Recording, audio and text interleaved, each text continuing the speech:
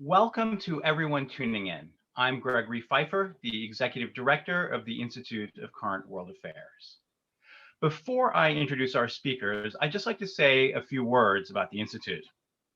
We were founded in 1925 by the diplomat and philanthropist Charles Crane, heir to the plumbing family fortune. A world traveler and friend and advisor to President Woodrow Wilson, Crane went with Wilson to the Versailles Peace Conference ending World War I, where the president appointed him to head a commission that would spend 2 years traveling the Middle East to determine the fate of parts of the defeated Ottoman Empire and further the policy of self-determination of nations. Crane later served as ambassador to China and financed the geological exploration that resulted in the finding of oil in Saudi Arabia shortly after that.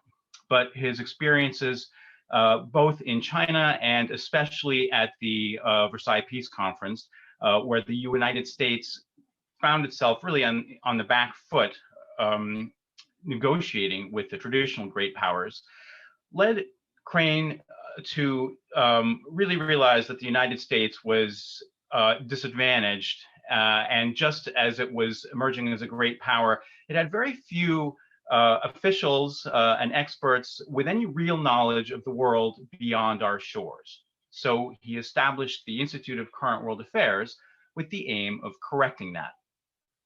Today, ICWA sends fellows around the world to study countries, regions, and a wide range of globally important issues.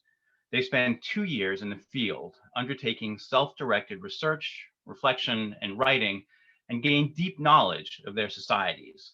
And then they go on to play an important role in informing the American public. But the experience has enabled fellows to do more than simply report on what they see. Over the last century, the Institute's impressive roster of alumni has also affected change.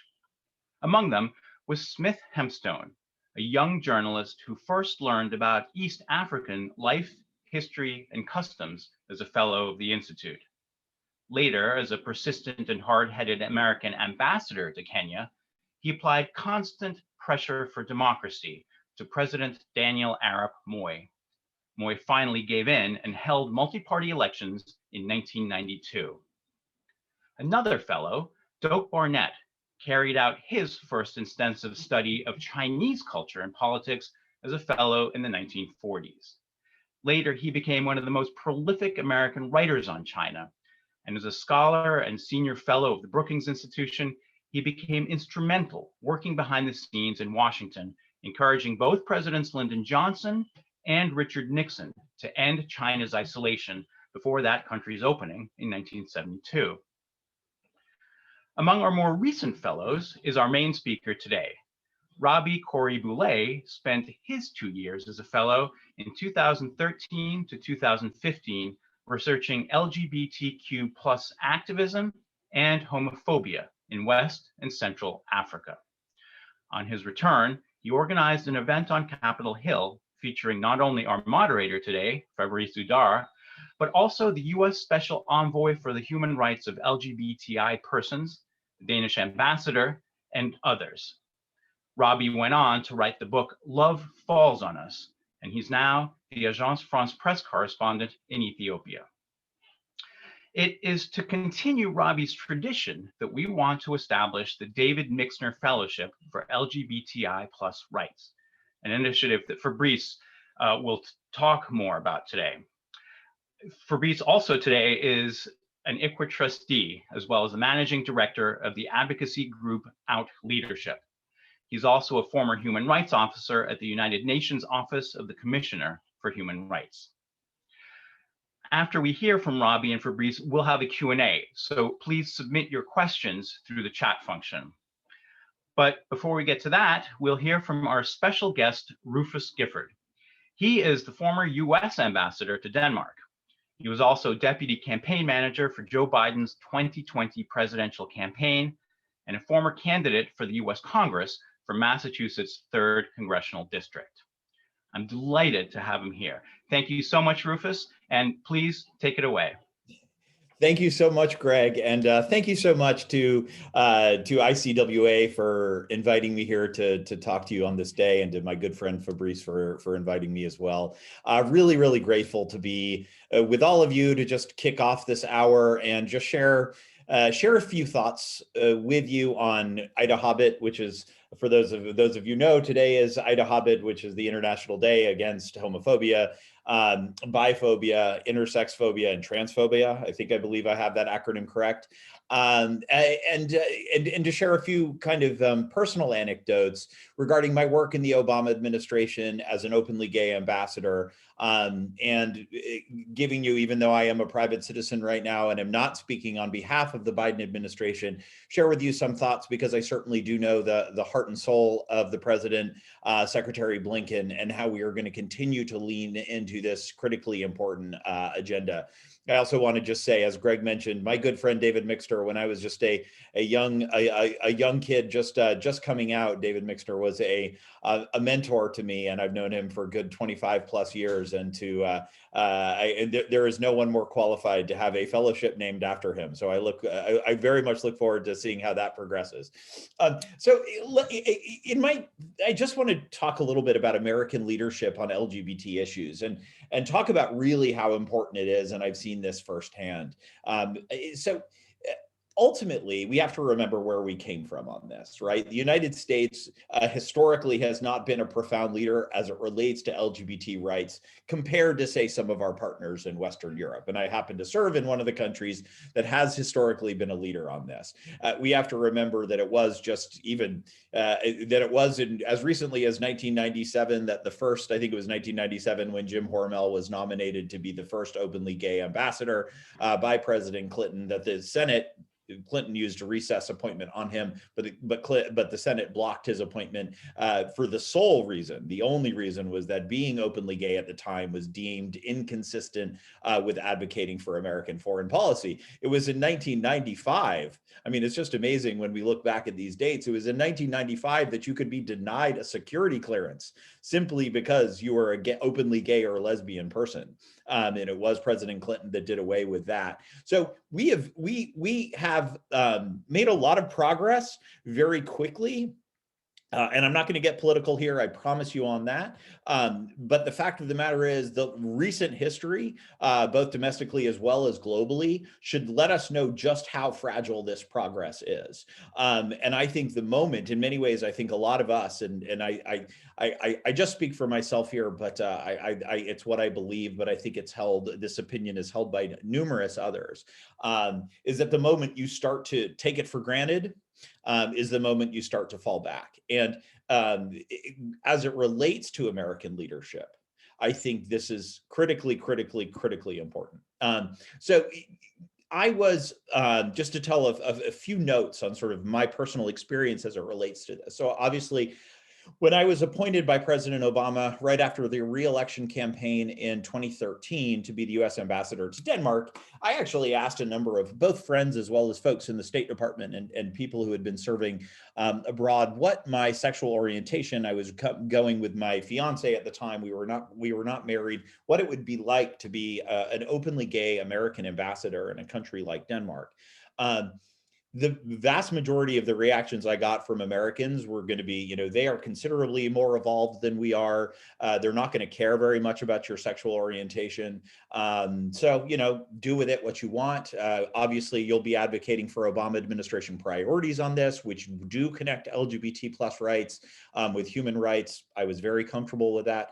What was so interesting to me, and this is connected to the larger issue of American leadership on LGBT rights, was that what I found when I arrived in Denmark was the first country in the world to recognize same-sex unions as long ago as 1989. But I found the exact opposite. Their fascination with my sexual orientation as it related to American leadership on LGBT plus issues was enormous. In many ways, they were paying attention to the evolution as it relates to LGBT rights in connection to human rights in the United States. They had known that it was just, a decade earlier that the U.S. federal government was advocating for a change to the Constitution to actually outlaw same-sex marriage. They were paying attention to all of that. So to see an American administration lean aggressively into LGBT plus issues, people paid attention. And the fact that, my sexual orientation, as remember at the time, there had only been, I think, 3 openly gay ambassadors serving overseas. My class, vintage Obama administration, I think there were 6 or 7 of us, admittedly all white men, which is a huge problem. We need more women, we need more people of color, et cetera. But still, it was progress, all going over at once. But this sort of told an American story. And we saw the impact of this. It was sort of everywhere we went. When the American embassy would fly the pride flag, people took note. And not just Danes, it actually was sort of a larger European story that we were speaking with one voice on this. I think a couple of the interesting stories that I can tell, though, the Danes often viewed this with sort of a roll of the eyes, I would say. It's that, we've been there for decades.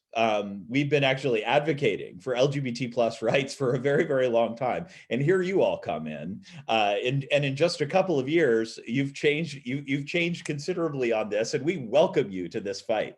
But understand that you are new to this fight, newer at least to this fight, and we've been there. And we're thrilled to have you. So I think that context does exist. Now, that you cannot underestimate the power of American leadership on any issue.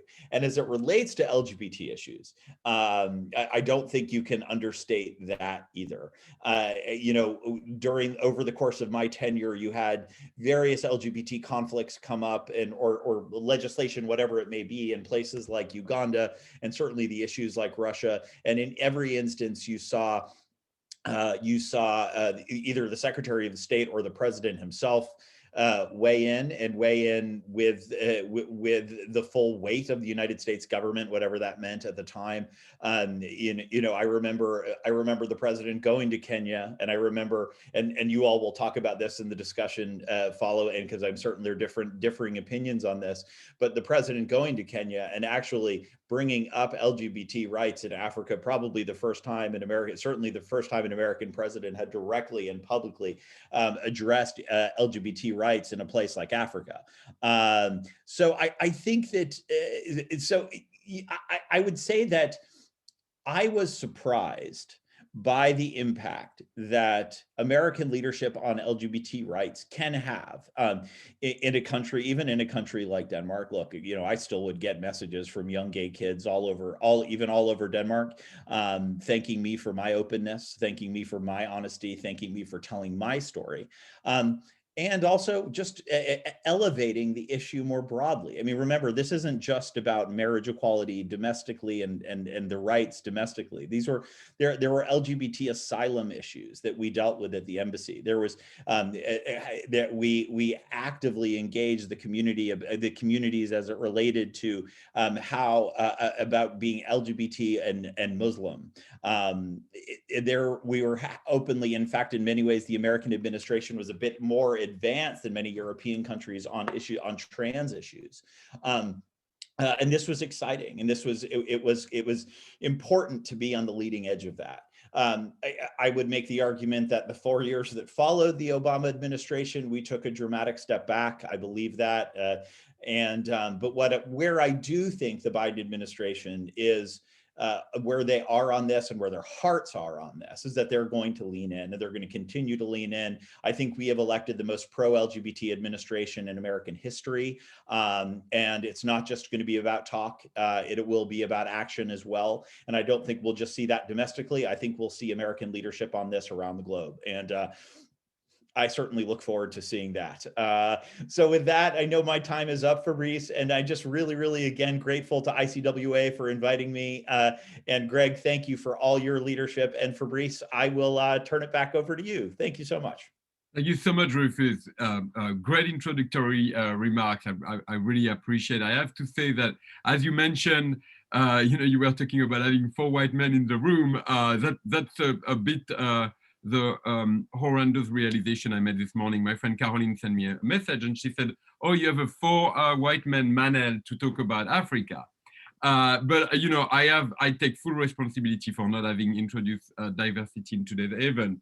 But I also have to say that we only had 1 fellow that has worked on LGBT issues, and 1 fellow with LGBT in the history of equal, and that is Robbie Corey-Boulet. So I really wanted to feature him today and feature also his book, because frankly, that is also the reason why we are very eager to launch the David Mixner Fellowship on LGBTQ+ issues. And I think that, as Rufus mentioned, it's also about ensuring that American leadership on this issue is well informed. And that, it's interesting because Robbie, when you went to Africa, the fellowship is really about bringing back a more nuanced reading of what's happening in the world to Americans. But then later on, you went to publish this amazing book, Love Falls on Us, which I will attach a link to a critique of it from the New York Times in the chat section. But that book went beyond just your fellowship in making the case that, and it's not only for the United States, it's basically for every country, that engage in the noble endeavor of promoting the global LGBTI rights of LGBTI people. Robbie, you mentioned that there is also risks associated to it. And you mentioned specifically 2 risks. You mentioned the risk of sensationalizing LGBT life, as well as also disturbing what you describe as otherwise unnoticed ways of living. And so I would love to first talk about this concept that you raise in the book of sensationalizing LGBT life. And indeed, we have a tendency in the United States to be driven in our engagement by headlines that sometimes are misleading. And I'm thinking about, people talking about concentration camp for LGBTQ+ people in Chechnya, or talking about gay men being lapidated in Brunei, which doesn't really fit the reality of what's happening on the ground. And so my first question to you, Robbie, is what are the risks that come from being driven by those sensationalized headlines?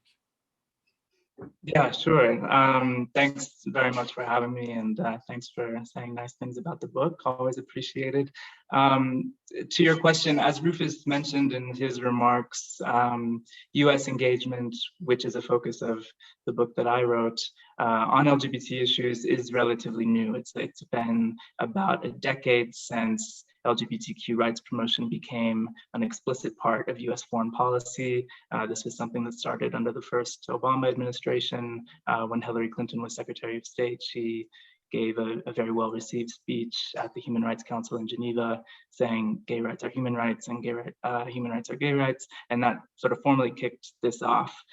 In the 10 years since then, we have seen a long and sometimes clumsy process of trial and error on the part of US diplomats trying to put that policy into action and make clear what it is the US means when they put that message forward. I think one important issue or lesson that the State Department and individual embassies and individual diplomats have learned in that time is that different sexual minority communities have different approaches to their activism, specifically when it comes to visibility, how public they want their work to be. And those different approaches are very deeply shaped by the country environment where they're operating. What are the laws? What is the level of education of the police on these issues? What is the current political climate? And how is that changing? Embassies seem to have gotten a little bit better at allowing local activists to take the lead on interventions or statements that they might make. But the risk is that US diplomats perhaps well, I always, we assume that their intentions are good, but can be a bit overzealous in transporting U.S. politics or U.S. orchestrated policies in foreign environments, and can sometimes get out ahead of the movements that they are ostensibly trying to help, which is why it's so important to have deep contacts within communities and individual countries, not just within LGBT organizations and LGBT communities, but also within the broader civil society movements and political scenes where they're trying to operate, so that they're able to read cues and not put anyone at risk with the work that they're trying to do.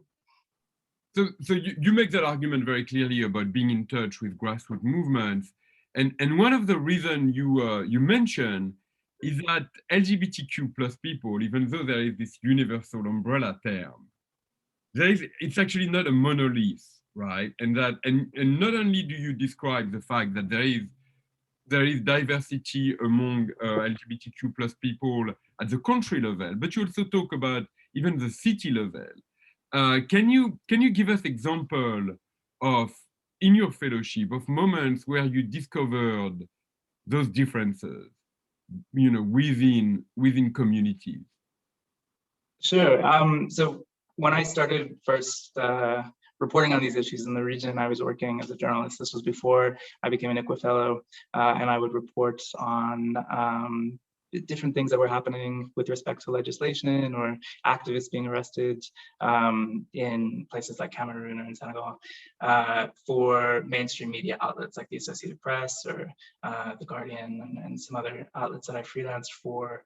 And when you report those stories and you're first trying to understand what's going on, the obvious point of contact that you make is with whatever visible activist community there is that exists. There's generally, in the countries at least that I was working in, one or two groups that decided they were going to take this on and be public about their activism, despite the risks that obviously raised for them. And those are the people that you reach out to.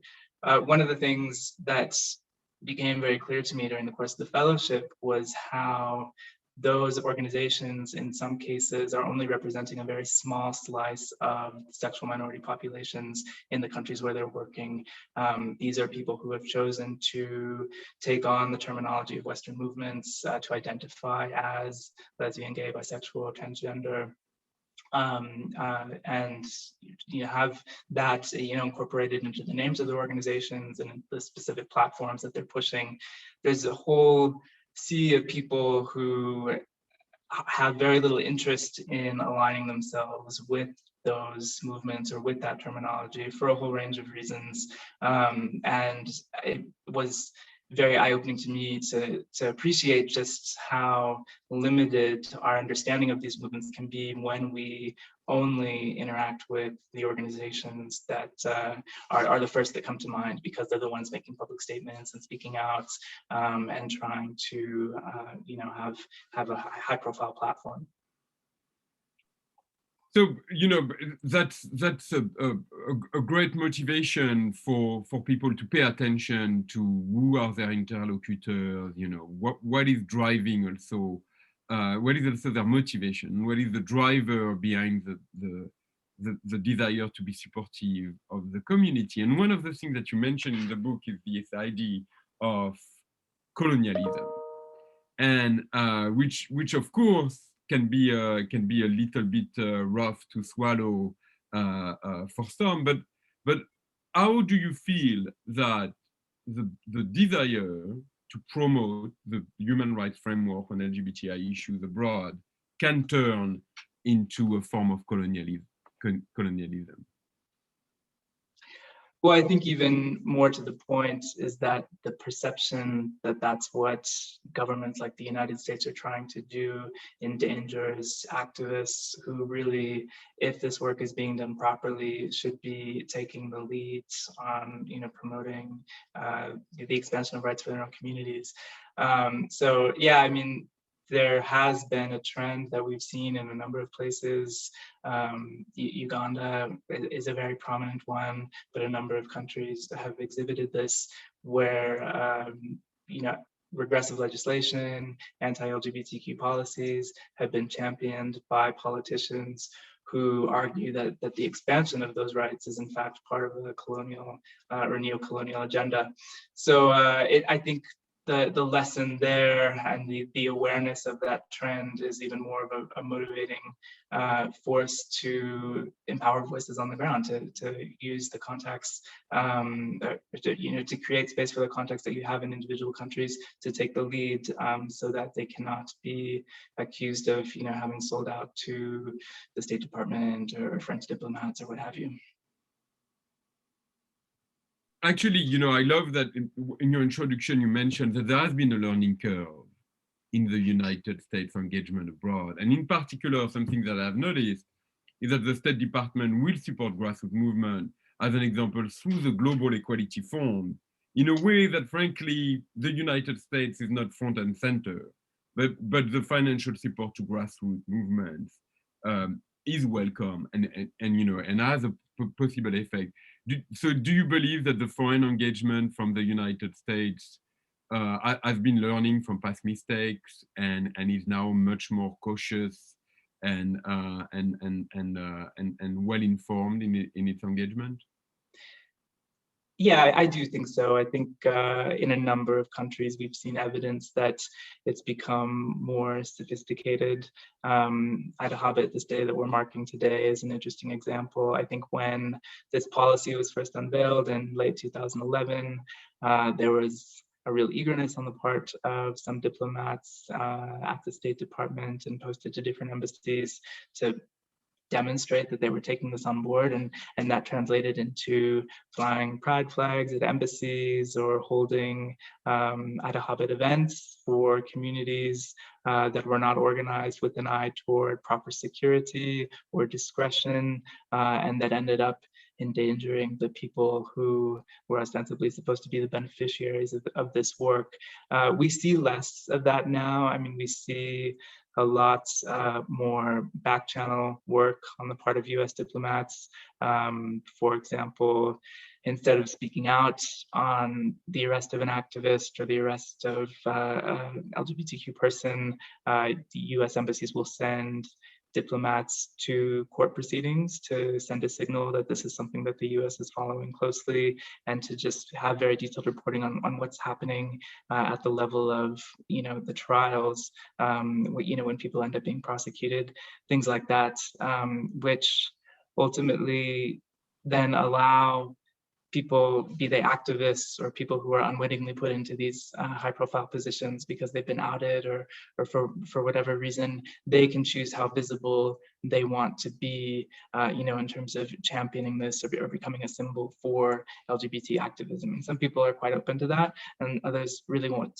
nothing to do with it. But it's important for those people to be able to make that choice. Yeah, I love that. And I have to say, when I was at the United Nations, I also sometimes observed the United States as an example in the core group, which is a group of countries that are supportive of human rights of LGBT people. The United States kind of taking a backseat to allow countries from the South to as an example, be the leader of the movement, so that it doesn't look like it's a US-driven agenda, which sometimes, as you mentioned, can be counterproductive. One of the other thing which is striking in the book is that you talk about the risk of disturbing basically an ecosystem that is kind of functioning, unnoticed, I think you took unnoticed ways of living. So, that's really interesting, because indeed, we all know that, as an example, in the Middle East, particularly gay men who tend to have agency, or men who have same-sex attraction, who tend to have agency, find a way to live their sexual orientation without being at odds with the local culture. But the reverse of the medal is that this is not always true for lesbians, as an example, or for trans women who might have more difficulties finding unnoticed way of living in this society. So aren't you concerned that this idea of trying to protect this unnoticed way of living for LGBTQ plus people would leave on the side of the road lesbians and trans women who don't really have this opportunity? Yeah, I think that's something definitely that not just embassies, but any organizations that are working on these issues need to take into account. It is generally easier, especially in societies like in the region where I did my fellowship, that privilege, traditional family structures and traditional family economic earning models, it is easier for men who have sex with men to get by or make lives for themselves in a way that does not expose them. And so one of the most important interventions that I think governments can make or organizations can make for these other populations that you talk about are indirect. So things like economic empowerment, allowing or creating space for women to have access to fuller livelihoods and income earning streams, things like that. Those are really critical and can help counter the effects of what you're describing, which is, if we just kind of leave things undisturbed, it can perhaps privilege one segment of this population, this broader LGBT population, at the expense of others. Yeah, and actually, I love your point, and remind me that today Professor Lee Badgett wrote an op-ed calling actually for economic empowerment of sexual minorities as being one of the most important ways the international community can be supportive of LGBTI people abroad. And sometimes it's kind of forgotten because there's a huge focus on the law, making a better legal framework or changing societal attitudes, when really it's a lack of access to economic opportunities, including through development programs, which is the biggest impediment for LGBTQ plus people in those places. So Robbie, that also to me raised the question of my assumption is that in an ideal world, every person that has same-sex attraction or that has non-conforming gender identity would want to live in the open, maybe live with the person that they, a person, if they are homosexual, to live with a person of the same sex, to be, maybe to have children, maybe to be able to live, to have a job in which they are openly LGBT. But maybe what you're telling us is that this assumption of the ideal way of living your sexual orientation, gender identity, is kind of tinted by my experience as someone living in the West, and that it is not the aspiration of every single person that has same-sex attraction or non-conforming gender identity. Is that something that surprised you when you interacted with people you interviewed during your fellowship? That the difference? It was certainly a point that was driven home. I mean, I had suspicions prior to taking on the fellowship that when I actually was working full time, trying to develop contacts within these communities, that I would find a much richer set of experiences than the experiences of activists who are living the kind of life that you're describing, of kind of being out in the open and pushing for a world in which they can bring their whole selves to every facet of their lives. I was certainly struck by the number of men who have sex with men who were very happy living quote unquote double lives, also marrying women, having children, which allowed them to fulfill family obligations that they had, and also fulfill their own desires to have children. I mean, that was the avenue by which they were going to create families, given the circumstances within their own country. And they were, happy with that, or at least happy to pursue that path, and were resentful in some cases of activists who wanted to insist on the type of approach that you're describing for everyone. They really did not see it as something that applied to them or that would benefit them, and to the contrary, saw it as potentially a hindrance to the kind of life that they wanted to have, in which they could have a family, raise children, but also pursue their same-sex attraction. But listening to you, Robbie, it kind of reminds me a little bit when there was a debate on same-sex marriage in the United States. And at that, I remember when I came to the US, it was almost unthinkable that same-sex couple would be allowed to marry, and eventually they did. But I remember, around 2009 or maybe a bit earlier, people telling me, I don't want to get married So I don't really have a stake in this discussion. But as you know, gay marriage, the LGBTQ plus umbrella, all those are also political constructs, right? It's trying to find something that we can rally around in order to achieve progress in societal attitudes and progress in the law. So the reason I mentioned that is, don't you think that when we're trying to export, which you describe very well in the book, when we're trying to export the LGBTQ plus contract, because it has been successful in the West to achieve some of our political goals, don't you think that that's a good case to say to those people that don't really want to be tagged as gay men, you have to be tagged as gay men because that's the way to achieve political gain?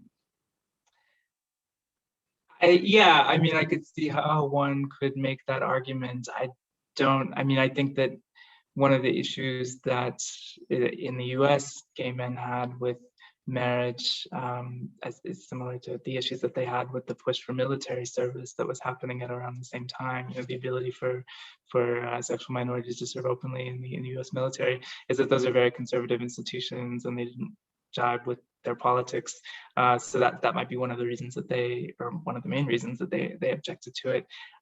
In terms of, this context and applying that approach here, I see the point. I just would be reluctant, and I think most people who are working in these spaces are aware of this, is that you want to force a cause onto somebody who's not going to embrace it, when what they're thinking about is the very real world implications for their own lives and their ability to support themselves, support the families that they're trying to create, live safely, live freely, as in not being incarcerated, and I think those considerations need to come first before the broader political ones.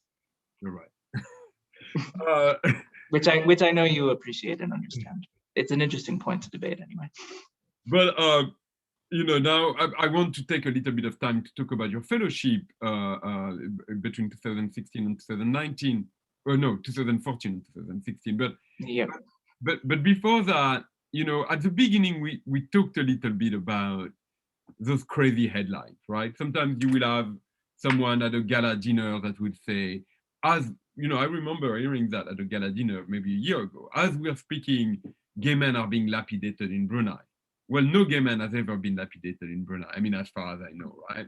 Or people saying, there has been the concentration camp built in Chechnya against LGBT people, when we all know that actually this is part of a much wider clampdown on any dissent in Chechnya, and that there has never been concentration camps specifically for LGBTQ plus people, but rather prison for political opponents, where LGBT people found themselves during the purge.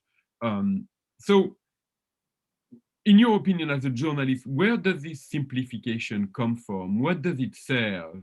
And also, how can it be defeated? Well, I think one of the reasons the fellowship was so important for me, wanting to understand a bit more what was happening in this region where I was living, was that mainstream media, there's a structure to news stories. There's certain things that qualify as news, these certain kind of discrete moments or discrete events that make good copy, whether it's the introduction of the Kill the Gays bill in Uganda or the killing of an activist in Cameroon. These are things that kind of slot easily into a 500-word wire story or a quick report on the BBC. And they are important, and we shouldn't pretend that those things are not happening. But I think the phenomenon that you're talking about is, when those are the only things that get covered, it creates a very distorted picture of what life is like for sexual minorities, even in countries like Uganda that have a reputation for being incredibly homophobic. And what I wanted to do with the fellowship was to develop for myself and then find a way to portray a more nuanced look at what life is like and the ways that societies not just reject sexual minorities, which yes, does happen sometimes, but also accommodate and accept them, even if that's happening in ways that we wouldn't necessarily recognize as accommodation and acceptance. And to your question, I mean, I think people talk about people being abused in Brunei or concentration camps, things like that, because that is primarily what the mainstream media is feeding them, and we lack a fuller picture of what's actually going on the ground. And I think there are very real and dangerous policy consequences for this, because I think it creates the impression that sexual minorities in Russia or wherever exist kind of only to be saved, and they have no business staying in their own country and trying to create lives and movements for themselves. And that if you're focusing only on that, then I mean, how sustainable is that to, you know, you can't possibly rescue everyone from a harsh or difficult environment, and nor do many people want to be rescued. People want, in many cases, to live in their own countries and to work to create better conditions where they were born. And so I was incredibly grateful to the fellowship for giving me the chance to understand a bit more, you know, what those people wanted, and also what their lived experiences were, and to appreciate the fact that it wasn't just, you know, people being arrested and beaten and persecuted in you know, a variety of ways. Well, and what I love, and now actually it's a good segue to talking about your specific fellowship, is that what I loved about your fellowship is that you were able to make these nuanced stories appealing to read, right? I remember vaguely, right, because it was a long time ago, but I remember you writing an article about a festival taking place in West Africa. And I remember that it was a great story. Of course, it's not the crazy headline of, you know, 20 gay men arrested after a party, but it was actually fascinating, and it was also uplifting and encouraging. And so do you believe that your fellowship also gave you an opportunity to write about things that might not have been lucrative to mainstream media, but actually were worth reporting on? Yeah, I do think so. That story in particular is one that I couldn't have done without the fellowship, because I wouldn't have had the time and the resources to develop the contacts and to be invited into the community that was organizing that festival. And I think it's really important to engage with these issues, you know, on the terms of the countries in which you're trying to report, as opposed to trying to, you know, transport, you know, what's happening in U.S. politics and apply it somehow to what's happening in West Africa. I think one of the reasons the stories of persecution and arrest and you know, other types of violence are so viable as news stories for the mainstream media is because they appeal to a sense of outrage and allow the US or Western Europe to kind of cast Africa as this foil in which, you know, there is only suffering and there is no other type of existence for sexual minorities. And one of the things that I'm proud of, and that I think ICWA should be proud of, in having funded my fellowship, is that we were able to, I think, reveal that narrative to be very limited and misguided, and as I said before, I think that has important policy implications for how people who want to help can engage in these parts of the world. Yeah, and so you also kind of mentioned the question of time and the question of building contact, right? Ultimately, you get invited to the festival because you're someone who is trusted. We also show that you are not trying to just get a quick snapshot for a simple story. And do you find that in your life now as a journalist, with not a fellow, but with an employed journalist, do you find that it is difficult sometimes for you to carve the room? Or, I mean, you don't cover the LGBT topic anymore. You cover a much wider range of topics. But do you find that sometimes it can be harder to find time to carve out this type of investigative, in-depth journalism? Yeah, that's one of the main frustrations of working for a wire service. I now work for AFP, as you mentioned, which I love. I love the job. I love the work, and I think that it's suited to the type of story that I'm covering now in Ethiopia, which is a very fast-moving political story, increasingly a story of conflict and insecurity.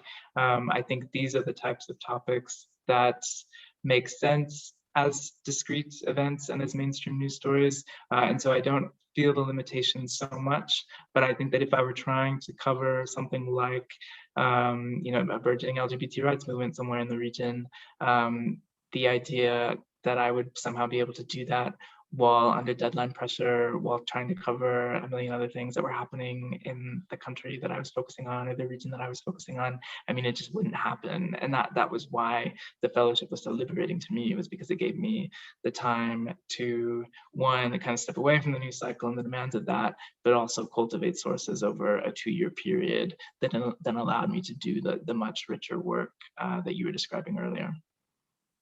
So before I go to the Q&A section of this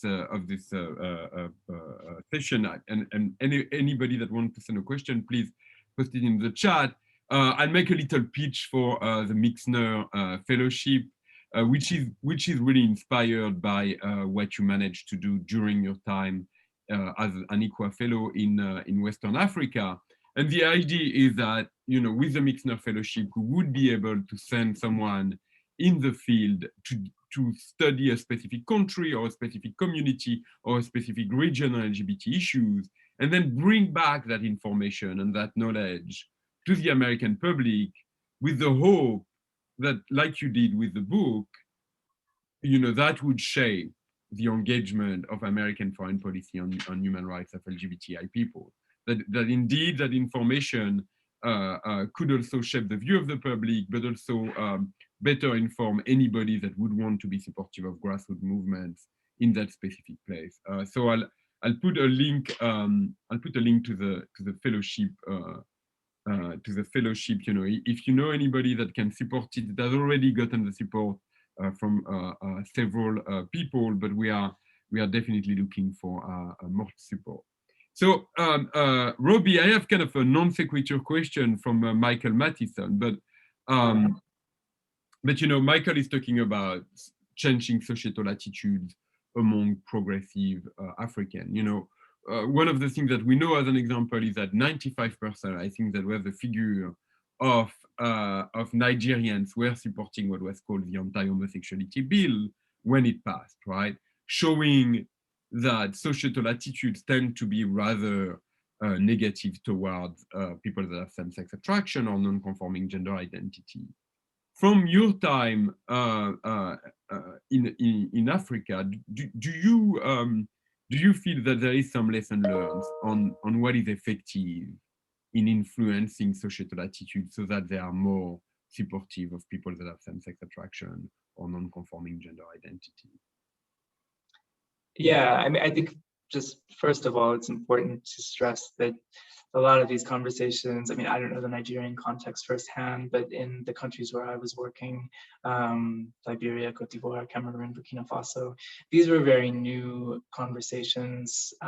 People were confronting them for the first time in political debates, in the media. And so while a figure like 95% supporting a piece of legislation can seem very daunting and stark, those feelings aren't necessarily deeply held. And so it's important to really interrogate public opinion, I think, in a deeper way than a poll might allow you to. But in terms of then how to counter that, or how to, perhaps get people to reconsider those positions or legislation, that clearly infringes on human rights, I think one of the most important tactics is to empower people from those countries to lead those conversations, because then you will be insulated from the charge. If the US State Department decides that it wants to expand LGBT rights in a country, it will be insulated from the charge of imposing its own values on a place that it doesn't know and doesn't understand. So I think, as much as you can, foregrounding the work that activists are already doing and allowing them to take the lead in conversations, whether they're public conversations or private conversations with civil society leaders and thought leaders in countries, that's the most important lesson that I would say I gleaned from the work that I did as an ICWA fellow.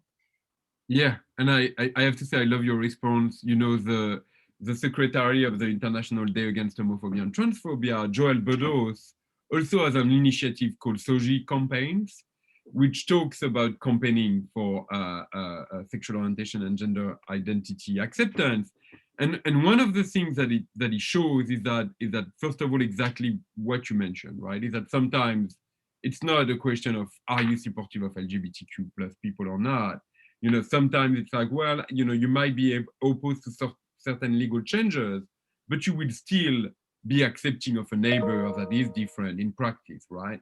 And then the other thing that I love is that he calls for greater understanding of what are the motivations behind, you know, the beliefs or that get in the way of acceptance of sexual orientation and gender identity. Because sometimes some of our arguments that I've worked in the United States or I've worked in France will certainly not work in another context where the bottleneck might be related to religion or the bottleneck might be related to a cultural belief that we are not really aware of. And so I love the fact that you call for greater investigation into rather than just asking, are you supportive of LGBTQ plus of same-sex relationship or not, which doesn't tell you much about societal attitudes. Listen, I'm going to look because I think I have another question in. Well, apparently I have a question from Kay in the Q&A, so I'm going to the Q&A.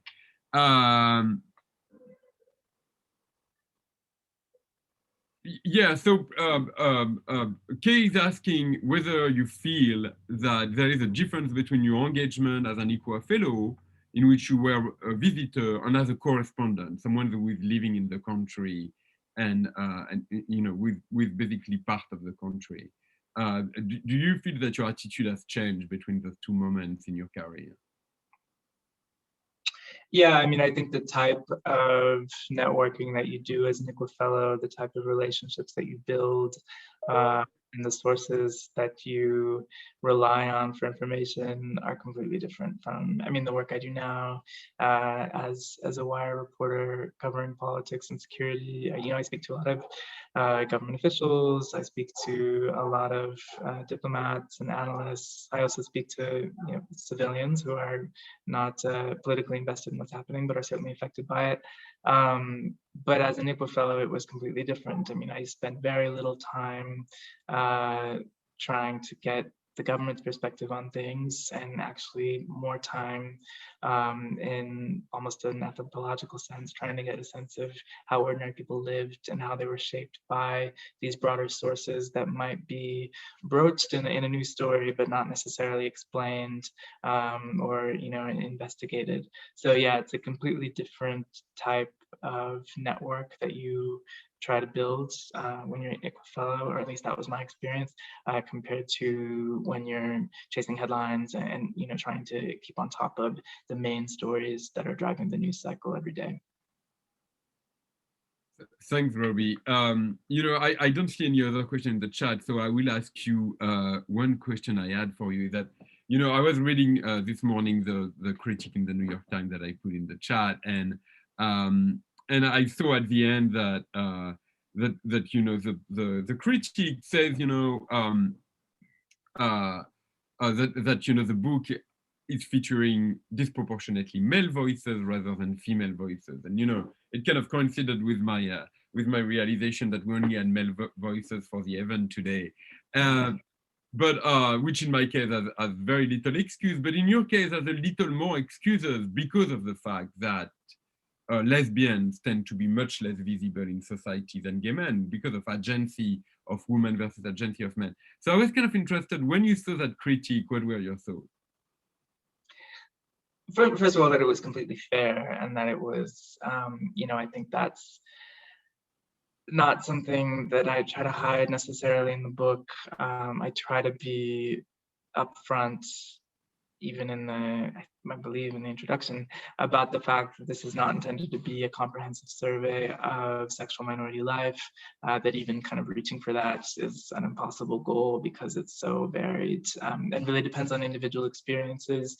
One of the things I was trying to do, so the book focuses on Ivory Coast and Cameroon and Liberia, and I wanted to trace the histories of how those movements developed, and certainly in West Africa and in other parts of the continent, one of the consistent trends you see is that a lot of money that went toward the HIV/AIDS response, which disproportionately affected men who have sex with men, was then used, through the organizing that happened in response to that, to form these kind of nascent what turned into LGBT organizations that were pushing for the rights of sexual minorities writ large. So I think that's probably one of the historical explanations for why there's that slant. There's also just the fact that I am male and perhaps, not perhaps, definitely, I have an easier entree into communities of men who have sex with men in the countries where I was working, just because of how I identify and how I present. So there are a number of reasons why that's the case. I don't think the critique is out of line or anything. It's perfectly fair, but it's also, I think, a sign that we need all kinds of people doing this work, and we need ICWA, for example, to be continuously investing in this type of research and not thinking that, oh, just because we funded one LGBT-oriented fellowship, that we've kind of ticked that box and we can move on. Which is why I think that the fellowship that you're developing and fundraising for is such a great and important idea. Well, thanks. And what I love about our conversation today is that you also highlighted the fact that there is so much more research that needs to be done, right? And so much more nuanced description of the situation on global LGBT rights that can be achieved. And in turn, it kind of also connect with what Rufus said, which is that this administration really wants to be helpful on LGBTQ issues. And what you're saying is that, well, if you want to be helpful, you have to pay very careful attention to what you're going to do, because there is a risk of disrupting existing ecosystem. There is a risk of focusing on headlines rather than focusing on what is helpful.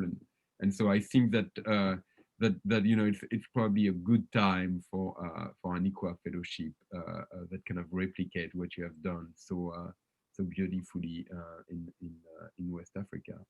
So Corey, Robbie, I see we are coming toward the end of our time. So I want to thank you very much for taking the time. I know you have a very busy beat currently, so we really appreciated that you joined us, and also thank you for sharing very personal stories about your time in West Africa during the ICWA fellowship. And I think I'm going to give back the floor to our friend, the executive director of the Institute of Current World Affairs, to close this session. But I really look forward to seeing you. Well, I think actually Greg will probably not be able to reconnect. So on behalf of the Institute of Current World Affairs, I wish you a very happy International Day Against Homophobia and Transphobia.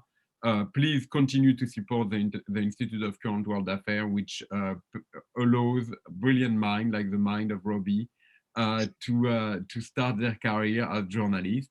And I really look forward to seeing you very soon. Have a good day, Robbie, and I thank you again for your time. Thank you very much, Fabrice. A pleasure as always. Ciao. Bye.